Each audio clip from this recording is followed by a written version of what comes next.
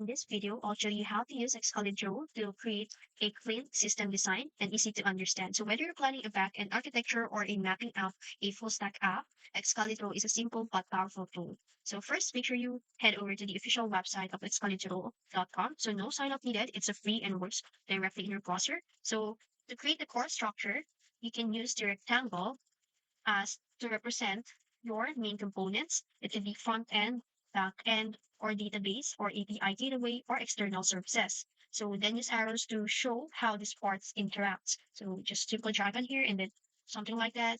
And then so um you can use a dash arrows for async communication for external APIs. And for this second or third, so you can now label everything clearly. So double click on the sheet. So let's double click on here. And in here, you can add labels. So keep them short but meaningful, like user service or a PostgreSQL SQL database. You can even add a small sticky notes for side explanation or assumptions.